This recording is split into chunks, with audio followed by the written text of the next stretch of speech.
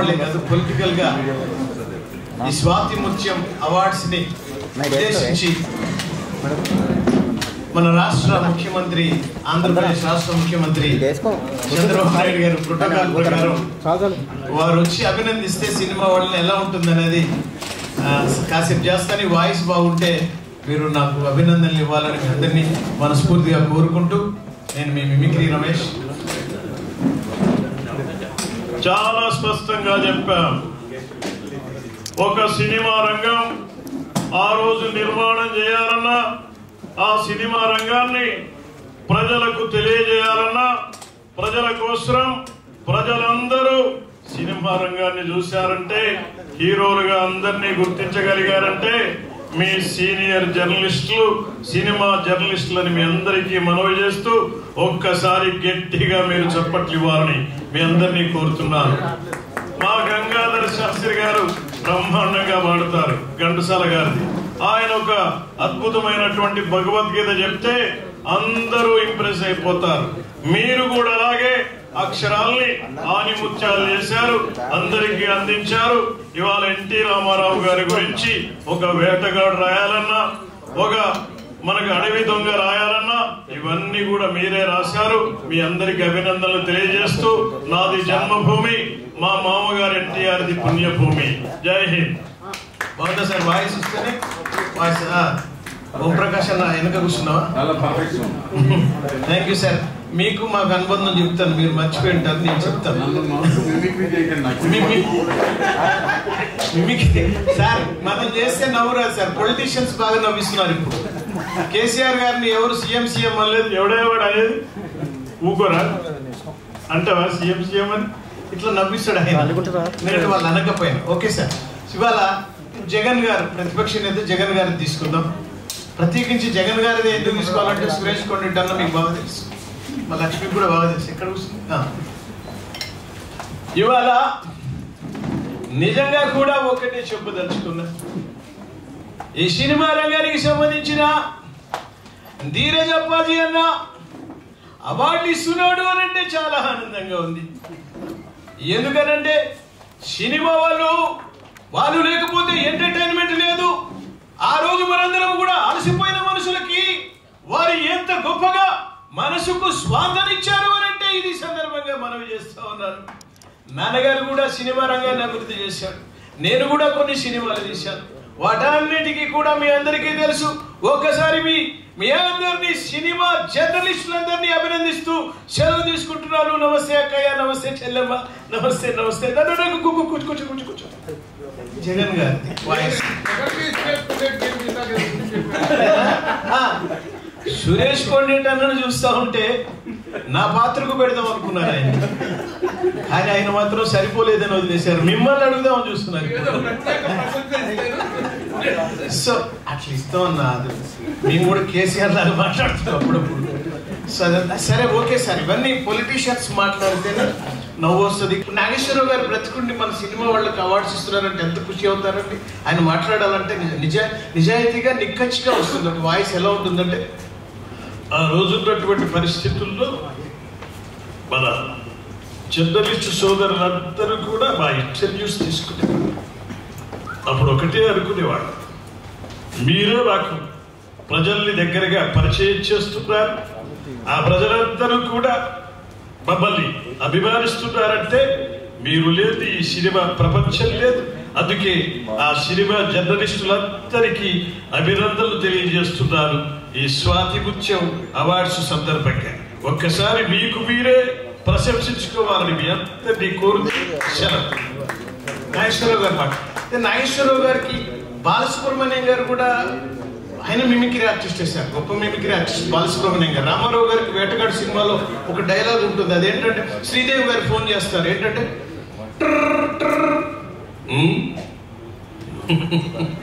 Hello, నాకు ఒక కళ వచ్చింది. ఆ కళలో ఏమొచ్చింది? ఒక అందమైన పిల్ల వచ్చింది. ఆ పిల్ల వచ్చి ఏం చేసింది? తెగ అల్లరి పెట్టింది.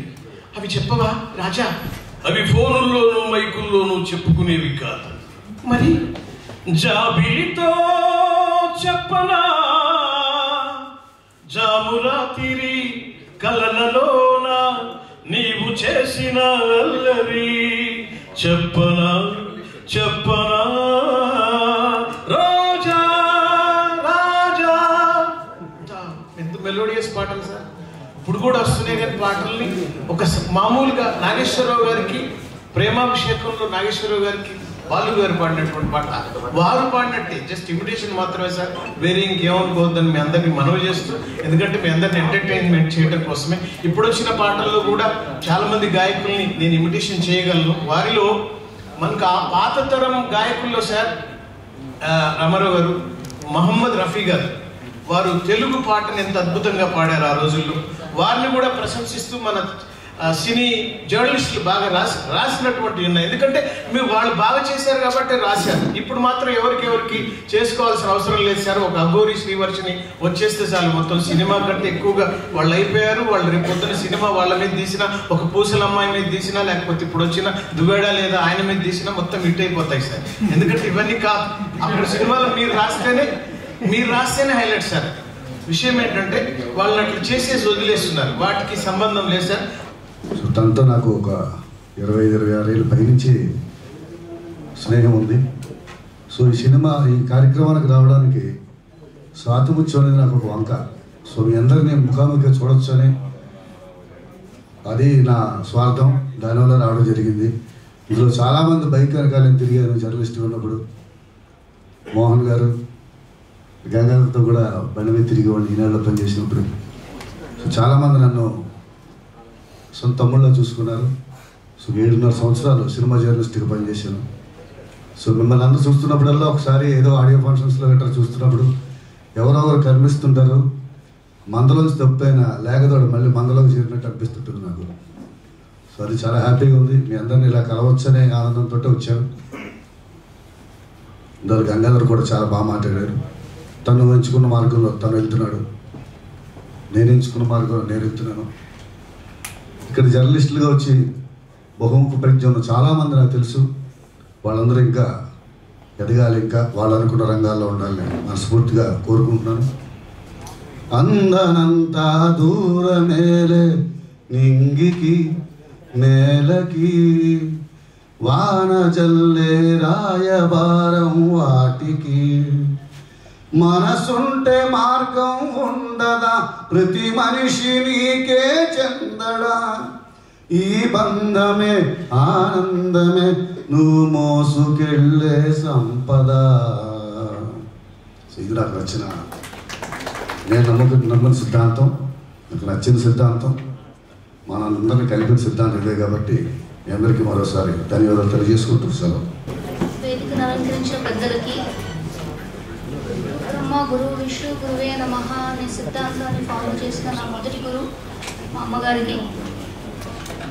చిన్నప్పటి నుంచి ఎంత మంచి క్రియేటివ్ సబ్జెక్ట్స్ తీసుకోవాలా అన్న ఆలోచనలో 50% to 60% మాత్రమే చదువు మీద ధ్యాస పెట్టిన నేను ఇవాళ ఒక కాలేజ్కి ఒక ప్రిన్సిపల్ అవ్వడానికి కారణమైన మా అమ్మగారు, ఎంతమందో గురువులు ముందు తాతగారు ఒక చిన్న కెమెరా పట్టుకొని నేను డాన్స్ ప్రోగ్రామ్ చేస్తుంటే ఏ ఐటమ్ చేస్తున్నామని అలా రీల్ ఓపెన్ చేసి దానిలో పెట్టి సెట్ చేస్తున్నప్పుడు ఈయన ఏ ఐటమ్ అడుగుతున్నారబ్బా, ఈయనకి ఇంత పెద్ద విద్వాంసనాన్ని మాకు తెలియని ఆ తాతగారిని స్మరించుకుంటూ, ఇంత పెద్దవాళ్ళ ముందర నాకు మాట్లాడడానికి వయసు సరిపోదు, కానీ ఇవాళ చాలా ఇష్టమైన సబ్జెక్ట్ కాల్డ్ ఫోటో జర్నలిజం. ఇది మా 96-97లో చదువుకుంటున్నప్పుడు ఒక్కొక్క ఫోటో జర్నలిస్ట్తో మాట్లాడటం కానీ వాళ్ళు రాసిన ఆర్టికల్ చదవటంతో పాటు ఎంతో ప్రభావితమైన నేను ఇంతమంది మధ్యలో ఇవాళ ఇక్కడ కూర్చోవడం చాలా ఆనందంగా ఉంది. ఐ థింక్ నా వయసు సరిపోదు, బట్ కొన్ని విషయాలు చెప్పాలనుకుంటున్నాను. ఈ వేదిక మీద వచ్చిన ఈ ప్రజలందరికన్నా ముందు వీళ్ళు ఇచ్చే good morning news articles are more inspire.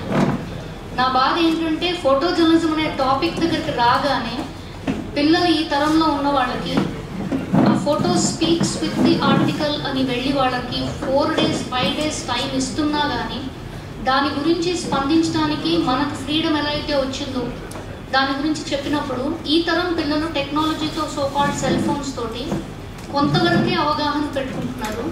మేము మళ్ళీ వాళ్ళని డిఫరెంట్ ప్లేస్కి తీసుకెళ్ళి అసలు ఫోటో జర్నలిజం ఎంత ఇంపార్టెంట్, ఇప్పుడున్న నీళ్లు కానీ ప్రపంచం కానీ అసలు ఇండియాకి ఉన్న ప్రత్యేకత ఏంటి, ఆ ప్లేసెస్కి తీసుకెళ్ళి వాళ్ళ టెంపుల్ ఆర్కిటెక్చర్ గురించి కానీ టెంపుల్స్ గురించి కానీ ఎందుకు శిథిలావస్థలో ఉన్నాయి వాటిని వెళ్ళి క్యాప్చర్ చేద్దాం. ఒక డాక్యుమెంటేషన్ అనేది ఎంత ఇంపార్టెంట్.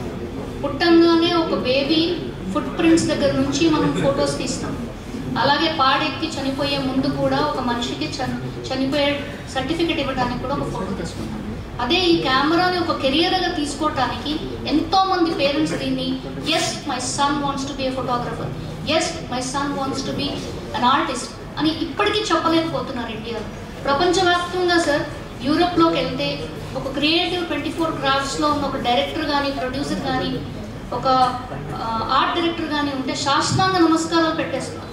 అంటే అన్ని సబ్జెక్ట్స్లో వీళ్ళు భిన్నంగా ఒక ప్రత్యేకమైన సబ్జెక్ట్ని అవగాహన చేస్తూ దాన్ని ప్రొఫెషన్గా మార్చుకున్న వీళ్ళకి ఇప్పటికీ రికగ్నిషన్ లేదు. ఎంతోమంది పేరెంట్స్ వచ్చి మా అబ్బాయి కెమెరా పట్టుకుని ఫోటో తీస్తారండి, స్టూడియో పెడతాడట. ఇవాళ కెమెరా పట్టుకుని తీసుకున్న వాళ్ళల్లో ఆర్థికంగా ఏ ప్రాబ్లం ఉంది? నా బాధల్లో 24 క్రాఫ్ట్కి అవగాహనతో పాటు ప్రత్యేకంగా ఒక అనుభవాన్ని క్రియేట్ చేయాలండి. Today I want to document in a published book for all these photo journalist. మేమెవరూ కూడా ఎన్టీ రామారావు గారిని చూసింది లేదు, ఆయన్ని పలకరించాం తప్ప మీరు చేసిన ఈ beautiful documentation over the years ఇలాంటి ప్రముఖులందరూ ఇప్పుడు మన దగ్గర భౌతికంగా లేదు. కానీ మీరు చేసిన ఈ ప్రత్యేకంగా ఇవాళ రోజుని సెలబ్రేట్ చేసుకుని ఇక్కడితో వదిలేయకుండా దీన్ని ఒక డాక్యుమెంటేషన్తో మీ జర్నీని ఒక పుస్తక రూపంగా కానీ ఒక ఆడియో వాట్సాప్లో కింద మీ అనుభవాల్ని రికార్డ్ చేసి డాక్యుమెంట్ చేయాలని నేను చాలా అనుకుంటున్నాను. ఎందుకంటే మీ అనుభవాలు సార్ నెక్స్ట్ కెమెరామెన్స్ అని ఫోటో జర్నలిజం చేద్దామన్న పిల్లలకు అనుభవం తెలియదు, మీరు వాళ్ళకి రీచ్ అవ్వలేదు. కానీ ఒకవేళ మాకు అవకాశం దొరికితే you are most welcome to come and give your experiences to the students. మీకు ప్రతి సీన్లో ప్రతి ప్లేస్లో కొన్ని లొకేషన్స్లో వెళ్ళినప్పుడు మీకు పడ్డ కష్టాలేంటి, అది పొలిటికల్ సిచ్యువేషన్ అవ్వచ్చు, ఫుల్గామా లాంటి ప్లేస్ అవ్వచ్చు, కశ్మీర్ లాంటి ప్లేస్ అవ్వచ్చు, ఎంతో సేఫ్గా ఉన్న సిచ్యువేషన్ని అల్లకల్లోనున్న ఒక్క నిమిషంలో ఉద్యమాలు క్రియేట్ చేసిన ప్లేస్లో కేవలం ఒక జర్నలిస్ట్ మాత్రమే ప్రాణాలకి అతీతంగా వెళ్ళి డాక్యుమెంట్ చేస్తారు. ఎందుకంటే మనం ఇవాళ ఉన్నాం, రేపు వెళ్ళిపోయినా ఆ documentation lives for ever. So ఇలాంటి ప్రముఖులందరి మధ్యలో నాకు అవకాశం దొరికితే మీ అందరినీ నేను డాక్యుమెంట్ చేసి మీ అనుభవాలను మా స్టూడెంట్స్ నెక్స్ట్ జనరేషన్కి వేదికకు తీసుకురావాలని చాలా ప్రయత్నిస్తున్నాను. దినేష్ గారితో ఇప్పుడే రిక్వెస్ట్ చేస్తున్నాను. స్వాతిముత్యం రజతోత్సవ సందర్భంగా అప్పాజీ గారు నన్ను ఒక అతిథిగా ఆహ్వానించారు. కొంచెం సందేహించారు, ఎందుకంటే పాత్రికేయుల మధ్యలో నేను మాట్లాడటం మళ్ళీ వాళ్ళు దాన్ని ఏదో ఒక రకంగా పేపర్లో వచ్చేటప్పుడు మీడియాలో వచ్చేటప్పుడు ఇంకొక కలర్ వచ్చే విధంగా కూడా అప్పుడప్పుడు నేను అబ్జర్వ్ చేశాను. ఆ భయం చేత వద్దా మానేద్దామా అనుకుంటూనే ఆయన మీద ఉండే గౌరవంతో, పాత్రికేయుల మీద ఉండే గౌరవంతో, మీడియా మీద ఉండే గౌరవంతో రావటం జరిగింది. యాక్చువల్గా నాకు విలేకరులతో ఈ పాత్రికేయులతో మీడియాతో ఇప్పటి సంబంధం కాదు. చిత్రాలయ అనే మ్యాగజైన్ మీలో కొంతమంది తెలిసి ఉండదు. శ్రీధర్ అనే ప్రముఖ డైరెక్టర్ గారు ఆయన ఓన్ పేపర్ అది. సినిమాల గురించే ఆయన డైరెక్టర్గా డైరెక్షన్ చేస్తున్నప్పుడు కూడా ఆయన రన్ చేసిన సినిమా పేపర్. అప్పటి నుంచి నాకు పాత్రికేయులతో బాగా పరిచయం, దగ్గర సాన్నిహిత్యం ఉంది. మోహన్ కుమార్, అర్జున్ రాజు, జగదీష్ బాబు, ఈ మోహన్ గారు, అప్పుడు మోహన్ కోటేటి, ఈశ్వర్ గారు, ఇలా చాలామందితో చాలా దగ్గర సంబంధం ఉండేది. ఆ పరిచయాలతోనే చాలా రకరకాలుగా వాళ్ళతో జర్నీ చేశాను, అనేక సమావేశాల్లో పాల్గొన్నాను, అనేక రకాలుగా వాళ్ళని క్రిటిసైజ్ చేసేవాడిని. మీరు ఇట్లా ఎందుకు చెప్పట్లేదు, మీరు ఇదెందుకు ముందుకు తీసుకెళ్ళలేదని గొడవ చేసేవాడిని. వాళ్ళతో అంత దగ్గర సాన్నిహిత్యం ఉండేది. వాళ్ళు కూడా నన్ను కాసేపు డబ్బాయించేవాళ్ళు, కొంతసేపు నిజమే మీరు చెప్పింది చేద్దామనేవాళ్ళు, అట్లా ఉండేది. అర్జున్ రాజు కానీ మోహన్ కుమార్ కానీ, మోహన్ కుమార్ గారు నాకన్నా బాగా సీనియర్, నా తమ్ముళ్ళలాగా చూసేవాడు. ఆయన నేను మద్రాసు వచ్చిన కొత్తలో నాకు అకామిడేషన్ కావాల్సి వస్తే ఒక సింగిల్ బెడ్రూమ్ అపార్ట్మెంట్ నాకు ఆయన పేరుతో తీసుకుని నాకు ఇప్పించాడు మోహన్ కుమార్ గారు. అంతటి అనుబంధం ఉండేది. ఏదేమైనా ఈరోజు మీ అందరి మధ్యలో నన్ను ఇన్వైట్ చేసి మీలో ఒక కుటుంబ సభ్యుడిగా నన్ను ఆహ్వానించి నాతో మాట్లాడించినందుకు థ్యాంక్ యూ వెరీ మచ్. అందరికీ నమస్కారం అండి. ఒక వారం రోజుల క్రితం అప్పాజీ గారు ప్రభు ఆఫీస్కి వచ్చారు. ఎవరు మేము ఫంక్షన్ చేస్తాం, ఆ ఫంక్షన్ మీరు గెస్ట్గా రావాలండి. మరి ఇవన్నీ చాలా బోర్ కొట్టేస్తుందండి, విపరీతంగా ఫంక్షన్స్కి వెళ్ళలేకపోతున్నాను నేను, సారీ అని అంటే, కాదండి ఇది మామూలు ఫంక్షన్ కాదు, సీనియర్ జర్నలిస్టులు అందరినీ కూడా ఒకసారి పిలిచి వాళ్ళందరినీ కూడా సత్కరించుకోవాలని ఒక మంచి ఆలోచనతో చేస్తున్నాం అనగానే నాకు చాలా నచ్చేసింది. ఎందుకంటే చాలా ప్రోగ్రాములు చూస్తాం, కానీ ఇది ఒక డిఫరెంట్ ప్రోగ్రామ్. మన సీనియర్ జర్నలిస్ట్ అందరినీ కూడా పిలిచి వాళ్ళు సత్కరిస్తున్నామని విజయలక్ష్మి గారు కూడా వస్తున్నారండి అన్నారు మెడ్రాస్ నుంచి. అంటే వీళ్ళందరినీ కలుసుకొని చూసి చాలా చాలా రోజులు అయిపోయింది. వాళ్ళందరినీ చూస్తుంటే వాళ్ళు ఎంత సంతోషంగానూ ఉంది. జర్నలిస్టు ఇప్పుడు కూడా మేము చేసే కార్యక్రమాల్లో మీరు వచ్చి కూర్చొని వెళ్ళి మీరు వాళ్ళ దీన్ని భుజస్కంధాల మీద వేసుకొని అద్భుతంగా చేస్తూ అందరినీ సత్కరిస్తున్నందుకు మనస్ఫూర్తిగా అభినందనలు అప్పాజీ గారికి, ప్రభుకి కూడా. ఇది నేను చాలా సందర్భాల్లో అన్నాను, మా తెలుగు జర్నలిస్టులు చూసి మేము గర్వపడతామండి. ఎందుకంటే ఒక మిత్రులాగా ఉంటాం. జర్నలిస్టులను ప్రొడ్యూసర్ అవ్వచ్చు, ఆర్టిస్ట్ అవ్వచ్చు, టెక్నీషియన్స్ అవ్వచ్చు, అందరితో కూడా చాలా స్నేహభావంతో ఉంటాం, ఫ్యామిలీ మెంబర్స్ లాగా ఫీల్ అవుతాం. సినిమా తీసిన తర్వాత కూడా ఆత్మీయులైన జర్నలిస్టులు పిలిచి ఒకసారి సినిమా చూడండి, ఏమన్నా మీ సలహాలు ఏమైనా ఉంటే చెప్పండి అని చెప్పి ఫైనల్ కంటే ఇంకా ముందు చూపించేవాడు. వాళ్ళ సినిమా చూసి ఇక్కడ లాగుతుందండి, ఇక్కడ కొంచెం కట్ చేస్తే బెటర్ అండి, ఇది బాగుంది, ఇది తీసేయండి అని చాలా మంచి సలహాలు ఇచ్చేవాడు. ఆ సలహాలు చాలా వరకు కూడా మేము పాటించేవాళ్ళం. ఏదైనా ఇంటర్వ్యూలో ఏదైనా మాట్లాడుతూ ఏదైనా ఒక మాట, ఎందుకంటే ఆ ఫ్లోలో మాట్లాడేటప్పుడు కొన్ని తప్పులు కూడా మాట్లాడవచ్చు, ఏమంటే అది మీరు మాట్లాడారు వదిలేండి అది తీసేద్దాం అని అట్లా మంచి సలహా ఇచ్చేవారు. కానీ వాళ్ళ రోజున ఇంటర్వ్యూలకు వెళ్ళాలంటే చాలా భయవేస్తుంది. మనం అన్నీ ఒక 90% చక్కగా మాట్లాడి ఎక్కడో చిన్నది, ఏమంటే ఇది ప్రెస్లో కాదు ఇది సపరేట్గా రండి అని ఏదైనా చెప్తే నెక్స్ట్ డే అదే హెడ్డింగ్, అదే హైలైట్ చేయడం, అదే 100 సార్లు ప్రోమోస్లో వేయటం చూస్తుంటే భయం వేసేస్తుంది అనమాట. హెడ్డింగ్ పెడతారు, చాలా నెగిటివ్ హెడ్డింగ్. అందరూ చూస్తే ఆ ఇంటర్వ్యూలో చూసినా చదివినా అదే ఉండదు.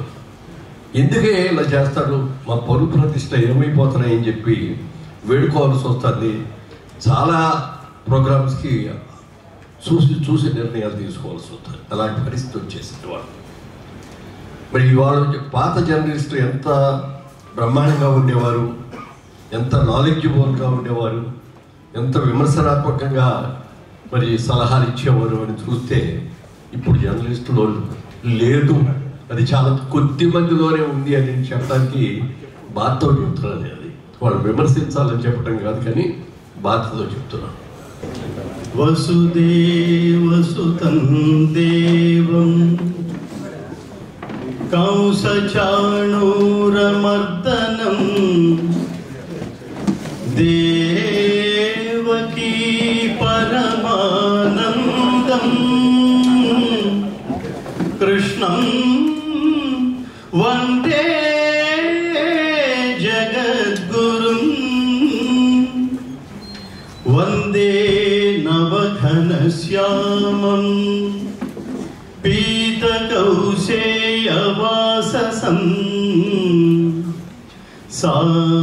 సానందం సుందరం శుద్ధం శ్రీకృష్ణం ప్రకృతే పరం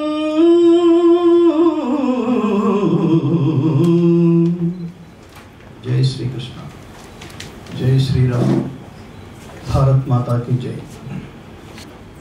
మహాత్మా గాంధీ అనేక సార్లు మాతృమూర్తిని, మాతృభాషని, మాతృ సంస్కృతిని ప్రేమించేవాడే నిజమైన దేశభక్తుడు అని. ఏ మెట్టు మీద అయితే అతను ఎక్కాడో, ఎక్కి పైకి వచ్చాడో, ఈ స్థాయికి వచ్చాడో, ఎక్కిన మొదటి మెట్టుని ఎక్కించిన మొదటి గురువుని ఇద్దరినీ మర్చిపోని అతని సంస్కారానికి మీ అందరి సమక్షంలో నేను హ్యాట్స్ ఆఫ్ చెప్తున్నాను. ఎక్కిన మొదటి మెట్టు సినిమా జర్నలిజం. ఎక్కించిన మహానుభావుడు Prabhu. Is one of my greatest inspirations. Prabhu బ్యాలెన్స్డ్గా ఎలా ఉండాలో, లైఫ్ని ఎలా సాధించాలో, ఎలా ప్రశ్నించాలో, ఎలా రాయాలో, ఎంత మంచి భాషలో రాయాలో. ఎందుకో మేము ఈ వేదిక మీద ఉన్న మహాత్ములందరినీ చూస్తున్నప్పుడు నేను కూడా అదృష్టవశాత్తు స్వర్ణయుగంలో నేను జర్నలిజంలో ఉన్నాననే ఆనందం, అనుభూతి కలుగుతుంటుంది. రామారావు గారు, నాగేశ్వరరావు గారు, అక్కడి నుంచి ప్రారంభమైతే చిరంజీవి గారి వరకు. ఇక ఆ తర్వాత జనరేషన్తో నాకు పెద్ద అనుబంధం లేదు, తెర మీద చూడటమే తప్ప. తెలుగు భాష గొప్పతనం నేను భగవద్గీతలోకి వచ్చిన తర్వాత తెలిసింది మిత్రులారా. 5 నిమిషాలు ముగిస్తాను. కానీ ఈ సందర్భంగా తెలుసుకోవాల్సింది, ఎందుకంటే భాషని వ్యాప్తి చేసే బాధ్యత జర్నలిస్టుల మీదే ఉందని నేను పరిపూర్ణంగా విశ్వసిస్తాను. ఆ మార్గంలో నేను పుల్లెల శ్రీరామచంద్ర గారి దగ్గరికి వెళ్ళినప్పుడు భగవద్గీత ఆయన శుశ్రూషలు చేసి పాదాల దగ్గరకు వచ్చి, నా లైఫ్ అంతా దీనికోసం డెడికేట్ చేస్తానండి, మీ దగ్గరకు వచ్చే ముందు ఒక 5 సంవత్సరాల పాటు దీన్ని రీసెర్చ్ చేశాను, ఎందుకు నా జీవితం దీనికోసం డెడికేట్ చేయాలి అని. నేను వెళ్ళిపోయిన తర్వాత ప్రపంచం అంతా గుర్తుపెట్టుకునేట్టుగా ఒక పని ఏదో చేయాలని మా నాన్న మా అమ్మ శాసిస్తూ ఉండేవాళ్ళు. అలా సంపూర్ణ భగవద్గీతలోని 700 శ్లోకాలని తెలుగు తాత్పర్య సహితంగా మీరు కళ్ళు మూసుకుని వింటుంటే దర్శిస్తున్న అనుభూతి కలిగించే సౌండ్ టెక్నాలజీలో రికార్డ్ చేసి శాశ్వతంగా ప్రపంచానికి అందించాలనేది లక్ష్యం. అనగానే ఆయన గొప్ప మాట అన్నాడు, నువ్వు ఎంత అదృష్టవంతుడు అయ్యా, ఎంత యోగి అయ్యా. ఎందుకో తెలుసా, ఈ ఆలోచన రావడం ఒకటి, రెండవది నువ్వు తెలుగువాడిగా పుట్టడం ఒకటి అన్నాడు ఆయన. ఎందుకు అండర్లైన్ చేశారు గురువు గారు? తెలుగువాడు అంటే ఆయన గొప్ప మాట అన్నాడు, శబ్దాన్ని అక్షరబద్ధం చేయగలిగే అవకాశం ఒక్క తెలుగు భాషకే ఉంటుంది నాన్న. పక్క రాష్ట్రంలో అంటే తమిళనాడులో కాకి గాకి ఒక లిపిలో ఒకే అక్షరం ఉంటుంది, పాకి బాకి ఒకే అక్షరం ఉంటుంది. కానీ మన తెలుగు ఎంత స్పష్టమైన భాష అంటే 56 అక్షరాల భాష. దంత్యాలు, తాళవ్యాలు, మూర్ధన్యాలు, అనునాసికాలు, మహాప్రాణాలు ఇన్ని ఉన్న స్పష్టమైన భాష. భారతదేశంలో ఉన్న భాషలన్నిటికీ తల్లి లాంటిది సంస్కృతం అయితే, ఆ సంస్కృత భాషని అంతే స్పష్టంగా, అంతే స్వచ్ఛంగా ఉచ్చరించగలిగే ఒకే ఒక భారతీయుడు తెలుగువాడు మాత్రమే నాన్న. ఆయన అంటున్నప్పుడు నాకు అసలు పులకింత. అట్లాంటి భాషని నాకు ఒక్కొక్కసారి దిగులు అనిపిస్తుంటుంది. మిగతా భాషలతో పోలిస్తే, మిగతా రాష్ట్రాలతో పోలిస్తే నిర్వీర్యమైన జాతి ఒక తెలుగు జాతేనా అని డౌట్ వస్తుంటుంది. మనకి ప్రాంతం మీద కానీ, భాష మీద కానీ, వ్యవస్థ మీద కానీ దేని మీద మనకి గౌరవం లేదా అని ఆందోళన కలుగుతుంటుంది. మనం చెప్తూ ఉంటాం, నారాయణ రెడ్డి గారు ఎప్పుడో ఒక వేదిక మీద ఉన్నప్పుడు అందరూ లేచి తెలుగు భాష, దాని గొప్పతనం, దాని గురించి మాట్లాడుతుంటే ఆయనకి ఎందుకు చిరాకు వచ్చి మైక్ దగ్గరకు వచ్చి ఆయన ఉపన్యాసం టైంకి మైక్ దగ్గరకు వచ్చి ఒక మాట అన్నాడు ఆయన, తెలుగు చచ్చనని కామెంట్లు, తమ పిల్లలకేమో కాన్వెంట్లు అన్నాడు. సో ఈ నేపథ్యంలో ఇంత నా సంస్కారవంతులైన, అనుభవజ్ఞులైన, నా ఆత్మీయ మిత్రులైన ఇంతమందిని ఈరోజు నేను కలవడం చాలా ఆనందంగా ఉంది. ఈ వేదిక మీద ఉన్న ఇతర మహానుభావులకు కూడా. వేదిక ముందు ఏదో నథింగ్ లాగా అతను నేను ఎప్పుడు చూడలేదు. మాలో జర్నలిస్టులో ఎంతమంది చూసారో తెలియదు. ఆ మిమిక్రీ చేస్తున్న శ్రీనివాస్ గారు కదా, రమేష్ గారు, అతను చేస్తుంటే గతంలో చాలామంది మిమిక్రీ ఆర్టిస్టులు మనం చూసి ఉంటాం, కానీ యునీక్ ఇతను చేసిన ఐటమ్, ఇతను నవ్వించిన పద్ధతి, ఇతను తర్వాత చాలా పెద్ద విశేషం ఏంటంటే మిమిక్రీ అంటే కేవలం మిమిక్రీ కాదు, అతను పర్ఫెక్ట్గా శృతిలో, త్రిస్థాయిల్లో అతను పాడగలుగుతున్నాడు. అతని భాష, అతని వాక్పటిమ, అతని గొంతు, ఆ ఫ్రీక్వెన్సీ. Hats off. మీరు వాళ్ళ ప్రజెంటేషన్ చాలా బాగుంది, చాలా బాగుంది. స్వాతి ఉద్యమం అనే పేరుతో ధీరజ్ అప్పాజీ గారు ఒక అరగంట సేపు రమ్మన్నారు ఫిలిం నగర్లో ఉన్న హాల్కి. కానీ మా అమ్మాయి అదే పనిగా చెప్తుంది, ఒక 2-3 రోజుల నుంచి డైరీలో రాసింది. వెనుక ముందు ఏమీ తెలియదు. ఒక మాట అర్థమైంది ఏంటంటే జర్నలిస్టులు ఉంటారు ఇక్కడ, వాళ్ళకి మనం అవార్డు ఫంక్షన్ అది, దాంట్లో మనం పార్టిసిపేట్ చేయాలనే ఒక మాట. ఇప్పటిదాకా ప్రసంగించిన మహానుభావులు, ప్రపంచానికే ఒక జగద్గురువు లాంటి గీతోపదేశం చేసిన దాన్ని మళ్ళీ ప్రజలకి చాలా ఈజీగా అర్థమయ్యేట్టుగా తన జీవితాన్ని అంకితం చేసిన అనుభవం. ఇలాంటి వాళ్ళు, అలాగే